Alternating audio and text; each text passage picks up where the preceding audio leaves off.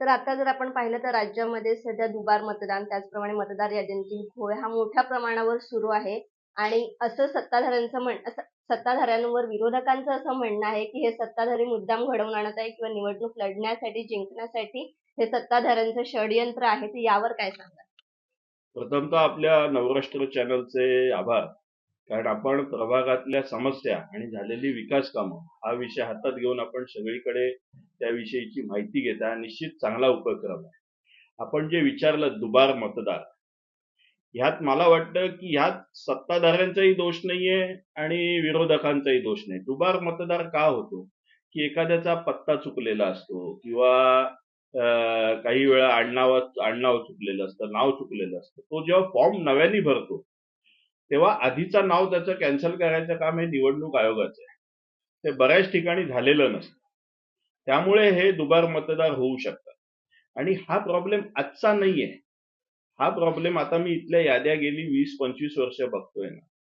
तीच नावं आहेत, तसेच हे आहेत. पण हे निवडणूक आयोगाचं काम आहे आणि त्यांनी निवडणूक नसताना हे काम ऍक्च्युअल करायला हवं. निवडणूक आल्यावर जागा होऊन याच्यात उपयोग नसतो. मग ती यादी अपडेट होऊ शकेल. आजही मी बऱ्याच ठिकाणच्या याद्या बघतो ना. आता इथे रिडेव्हलपमेंट होत असते, पण यादी आहे ती जुन्याच बिल्डिंगच्या नावाने. मग हे काम निवडणूक आयोगाचं आहे ना. त्यांचे BLO आहेत, सगळं आहे. त्यांनी हे करून घेतलं पाहिजे. तर ते पण करत मग नाही. आता तुमच्या प्रभागासाठी तुम्ही दुबार मतदान आणि मतदार याद्यांतील घोळांसाठी काय प्रयत्न करताय? नाही, आमच्या याच्यात आम्ही ऑलरेडी प्रयत्न केले. जवळपास आता 800 दुबार मतदाराची नोंद सुद्धा या निवडणुकीच्या यादीत असेल. त्यामुळे तिथे ते दुबार मतदान तसं होणार नाही, बोगस मतदान. याची खबरदारी सगळेच घेतील. आम्ही पण घेऊ, तसेच विरोधातले पण जे असतील तेही घेतील. मग याचा फायदा होईल की काय त्रास होईल? नाही, आम्ही याच्याकडे फायदा तोटा म्हणून बघतच नाही ना. दुबार आहे ना, तो नाहीच पाहिजे ना. ओके. प्रत्येक माणसाला एकदाच वोट करायचा अधिकार असतो, दोनदा नसतो. त्यामुळे तो आम्ही असं काही नाही आणि तो आमचा आहे का बरं काय आम्ही बघतच नाही ना. तर आता जर पाहायला गेलो तर ठाण्यामध्ये नौपाडा एरिया जो आहे तो हार्ट ऑफ द सिटी म्हणून ओळखला जातो. इथे अनेक औद्योगिकरण झाले, बाजारपेठा आहेत मोठमोठ्या. तर याच अनुषंगाने वाहतूक कोंडी मोठ्या प्रमाणामध्ये होते. तर त्यासाठी काय उपाययोजना करता? आम्हाला इथल्या जनतेने 2017 साली भाजपच्या इथल्या चारही उमेदवारांना निवडून दिल्यावर वाहतूक कोंडीसाठी आम्ही 3-4 वेगवेगळे प्रयत्न केले. एक म्हणजे इथे आम्ही टाइम बाउंड पार्किंग हा मुद्दा आम्ही आणला की इथले जे मेन रोड्स आहेत की राम मारुती रोड असेल, गोखले रोड असेल, हा विष्णूनगरचा रोड असेल, तलावपाळीचा रोड असेल, तर इथे आम्ही 7 ते 3 आणि 3 ते 12 अशा स्लॉटमध्ये पार्किंग रस्त्याच्या दोन्ही बाजूंना करावं. असा नियम आणल्यामुळे इथे ज्या दिवसभर गाड्या लागत होत्या त्या लागणं बंद झालं. आणि रस्ताही त्यामुळे मोठा भाग रस्त्याचा याच्या वाहतुकीसाठी खुला झाला. त्यामुळे आमच्या इथे वाहतूक कोंडी म्हणाल तर ती तशी नसते. हा, एखादा सण बिण आला तर वाहतूक कोंडी होते, कारण लोकही खरेदीसाठी बाहेर पडतात, त्यावेळेला होते. पण त्याच्यावरही आता आम्ही गावदेवीला मोठं पार्किंग आपण मैदानाखाली चालू झालेलं आहे. जवळपास इथे 200 फोर व्हीलर आणि 200 टू व्हीलर राहतात. तसंच आता शाहू मार्केटच्या इथे आमचं पार्किंग प्रस्तावित आहे की जिथे 350 फोर व्हीलर आणि 350 टू व्हीलर राहते. त्यामुळे नौपाड्यातला हा आम्ही पार्किंग वाहतूक कोंडीचा हा सोडवण्याचा निश्चित प्रयत्न करतोय. त्याला आम्हाला ट्रॅफिक पोलिसांचंही चांगलं सहकार्य आहे. तर आता जर आपण पाहायला गेलो तर आगामी पालिका निवडणुकीच्या अनुषंगाने ठाणे विभागामध्ये किंवा ठाणे शहरामध्ये युती होईल नाही होईल याबद्दल अजून कोणताही निर्णय आलेला नाही आहे. त्यामुळे आता जर ठाण्यामध्ये युती झाली तर विरोधकांच्या अनेक विरोधक म्हणजे जर तुमच्याच युतीमध्ये विचार केला तर बीजेपी आणि शिवसेना आहे. तर अनेक इच्छुक उमेदवार आहेत. तर त्यांना विरोधक देखील सांगतात की आम्ही इच्छुक आहेत. ह्या सत्ताधाऱ्यांनी आतापर्यंत काय काम केलं नाही किंवा सत्ताधाऱ्यांनी किंवा विरोधातले जे लोक आहेत तुमच्या त्यांनी सांगितलं की इथल्या प्रभागामध्ये काम झालं नाही असंही बऱ्याच ठिकाणून आले. तर त्यांना काय सांगाल? त्यांना काय उत्तर द्याल? युतीचा निर्णय आमच्या वरिष्ठ पातळीवर चालू आहे, चर्चा चालू आहे. त्याच्यातनं जो निर्णय येईल तो येईल. तो थोड्याच दिवसात आपल्यालाही कळेलच. पण आम्ही 17 साली निवडून आल्यानंतर इथे विरोधात होतो, सत्तेत नव्हतो.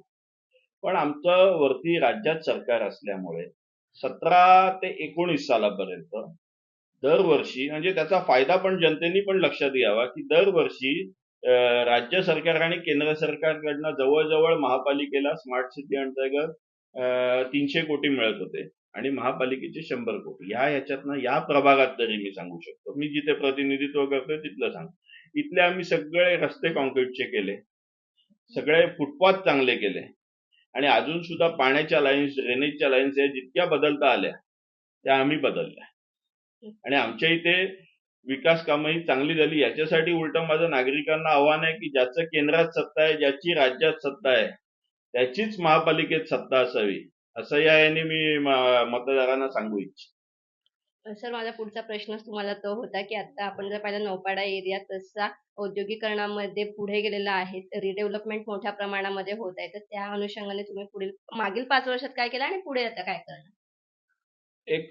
2017च्या आधी इथे पुनर्विकासाचा प्रश्न होता. बऱ्याच चाळी, बिल्डिंग्स या अरुंद गल्ल्या असल्यामुळे नीट डेव्हलप होऊ शकत नव्हत्या किंवा त्यांना FSI मिळत नव्हता. तर आम्ही पहिले इकडे UDCPR मध्ये बदल करून किमान 9 मीटरची रस्ता असावा की जेणेकरून बाकीही उदाहरणार्थ फायर ब्रिगेड किंवा काही प्रॉब्लेम झाले तर ते येऊ शकतात आणि त्या अनुषंगाने त्यांना FSI द्यावा हे नियम आणले. त्याचा फायदा असा झाला की आज बऱ्याच प्रमाणात जुन्या ठाण्यात रिडेव्हलपमेंट चालू आहे. आता त्याच्यानंतर आता बिल्डिंग्स पण होत आहेत, किमान 8 मजली बिल्डिंग होत आहेत, ज्याच्या 3-4 मजली होत आहेत त्या आता 8 मजली होत आहेत. नवीन लोकही राहायला येत आहेत. आता आमची पुढची स्टेप या महापालिकेच्या इलेक्शन नंतर अशी असेल की याच्यासाठी जे इन्फ्रास्ट्रक्चर लागेल, म्हणजे उदाहरणार्थ ड्रेनेजचे इश्यूज असतील तर मोठ्याला ड्रेनेज लाईन्स टाकणं किंवा पाण्याचे इश्यू असतील, वाढीव पाणी कसं मिळेल आपल्या एरियाला हे बघणं, हे निश्चित आम्ही करू याविषयी. असं सामान्य नागरिकांचा असा बऱ्याच वेळा प्रश्न असतो, की एखादा वेळेस जेव्हा लोकप्रतिनिधी आपण निवडून देतो, त्याच्यानंतर पुढील 5 वर्ष त्यांच्याशी आपल्या ज्या समस्या असतात, म्हणजे ज्या सामान्य नागरिकांच्या समस्या असतात, त्या लोकप्रतिनिधीपर्यंत पोहोचवण्यासाठी लोकप्रतिनिधीच तिथे अवेलेबल नसतात किंवा ते भेटत नाहीत वारंवार. तर तुमच्या प्रभागामध्ये तुम्ही अशी काय उपाययोजना करणार, की लोकप्रतिनिधी त्यांना सहजरित्या उपलब्ध होतील? मॅडम, मी संघ परिवारातून आलोय, भाजपचा असतो आणि आम्हाला संघात शिकवलं गेलंय की तुमच्याकडे लोक नाही आली पाहिजे, तुम्ही लोकांकडे गेला पाहिजे. कारण आम्ही सेवक आहोत. त्यानेच आम्ही काम करत असतो की मी लोकांकडे जातो, लोकांच्यात आम्ही जातो, त्यांच्या समस्या जाणून घेतो पण आणि सर, आम्ही असं पण त्याच्यावर कधी-कधी काम होतं करतो. ना, की तिथे समस्या नसतात. मग काही लोकांना स्वतःहून यावं लागतं. कधी अर्ध्या रात्रीतून काही समस्या असतात किंवा दुसऱ्या दिवशी काही असते. तर तिथे येऊन लोकप्रतिनिधी भेटतच नाही. ऑफिसला नाही, नसतात असं आमच्या लोकप्रतिनिधी. बाबतीत इथे या आणि चारी मग आता आपण जर नगरसेवकांच्या बाबतीत असं काही नसेल. प्रशासकीय याच्यामध्ये बघितलं तर ठाणे महानगरपालिकेमध्ये अनेक अधिकारी असे आहेत, की जे भेटतच नाही. ते प्रशासकीय अधिकाऱ्याकडनं कामं करून घेणारे तर आम्ही आहोत ना इथे बसलेले. आमच्याकडे या, आम्ही घेतो करून कामं त्यांची काय आहेत ती ओके. आणि आम्ही करतो सुद्धा. आणि मूलभूत समस्यांबद्दल काय सांगतात आपल्या प्रभागात? मूलभूत अशा समस्याने हा सुशिक्षित एरिया आहे, इथे समस्या तशा कमी आहेत आणि ज्या काही आहेत म्हणजे हेच आता मी बोललो ड्रेनेजच्या किंवा पाण्याच्या असू त्यासाठी काय शकतात. उपाययोजना? त्याच्यासाठी आता पुढील काळात नव्याने शासनाकडे निधी मागून मोठ्याला लाईन्स टाकणं ड्रेनेजच्या आणि तिकडचं पंपिंग स्टेशन त्यांचं आहे, त्याचं पण चांगल्या पद्धतीने नव्याने अपग्रेडेशन करणं हे विषय आहे. पाण्याचा वाढीव पाणीसाठा आपल्याकडे MLD अजून कसं वाढेल हे पण आम्ही बघतोय. आमच्या इथे 3 ठिकाणाहून सप्लाय होतो, गावदेवी पाण्याची टाकी, टेकडी बंगला आणि इटर्नी.